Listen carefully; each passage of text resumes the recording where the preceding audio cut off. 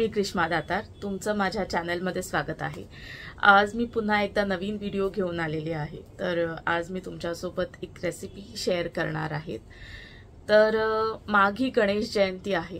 आपल्याला बऱ्याचदा गणेश जन्म म्हटलं की जी भाद्रपदातली चतुर्थी आहे तीच लक्षात येते। याचं कारण पण असं आहे की बऱ्याचदा घरोघरी आपण गणपती बसवतो। सार्वजनिक गणेशोत्सव सुद्धा मोठ्या प्रमाणात साजरा केला जातो आणि त्यामुळे गणेश जन्म म्हटलं की आपल्याला भाद्रपदातली चतुर्थी आठवते। पण माघी गणेश जयंती हा सुद्धा एक गणपतीच्या अवताराचा जन्म या दिवशी आहे आणि त्याच्यासाठी ही माघी गणेश जयंती आहे।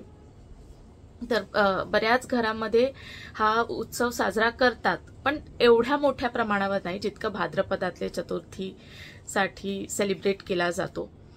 तर आता या दिवशी बरेच जण तिळाच्या मोदकाचा नैवेद्य दाखवतात। तिळाचे मोदक असतात आणि कसे करायचे ते मी तुम्हाला दाखवते। याला तिलकुंद चतुर्थी देखील म्हणतात, कारण तीळ आणि गूळ यांच्या मिश्रणापासून बनवलेला मोदक ह्याचा नैवेद्य आणि कुंदाची फुलं हे अर्पण केलं जातं गणपतीला। तर झटपट मोदक कसे बनवायचे या चतुर्थीसाठी तिळाचे ते मी तुम्हाला दाखवते। तर चला बघूया कसे बनवायचे झटपट तिळाचे मोदक। कढई कोरडी करून गरम करून घेतलेली आहे आणि आता याच्यात मी 1 वाटी तीळ घालते, जे भाजून घेते। आणि हे 1 वाटी तीळ म्हणजे जवळजवळ 100 ग्रॅम तीळ आहेत। तर आता ते मी भाजून घेणार आहे।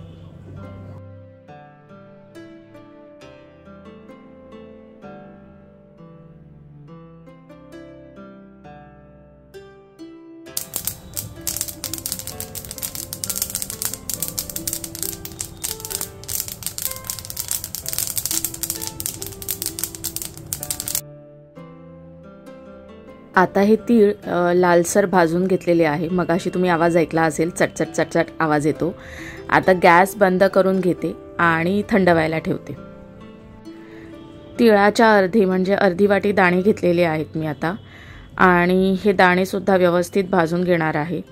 कोरडेच भाजते सगळे पदार्थ, बघा भाजलेले आहेत।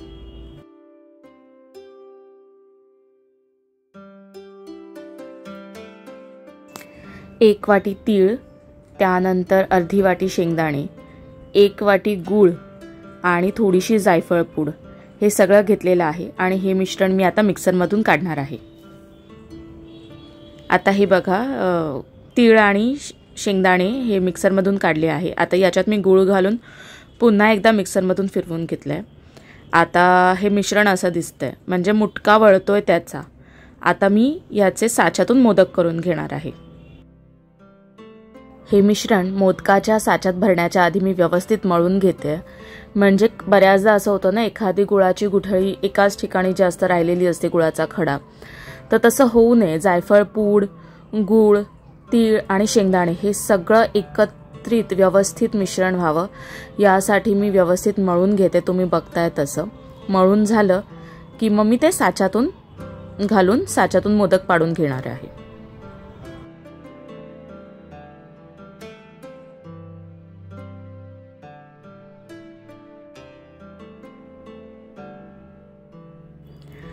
हे आपण तीळ आणि शेंगदाणे आहे ना सगळे कोरडेच भाजले होते, तरी सुद्धा त्याला त्यांचं तेल सुटतं। माझ्या हातावर बघा तेल दिसतंय। तर हा मुटका वळलेला आहे ह्याचा, आणि मी आता तो साच्यात भरते आहे।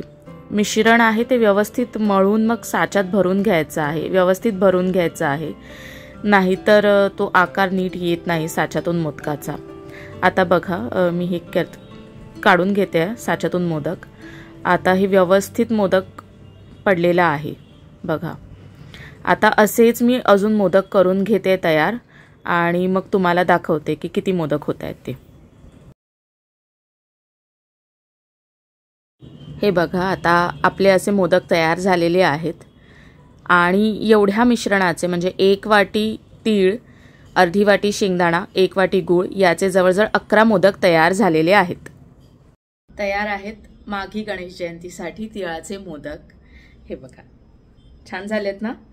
तर तुम्ही सुद्धा नक्की करून बघा आणि कसे झालेत ना ते मला कमेंट करून नक्की सांगा. व्हिडिओ आवडला असेल तर प्लीज लाईक करा, शेअर करा आणि सबस्क्राईब करा. थँक्यू.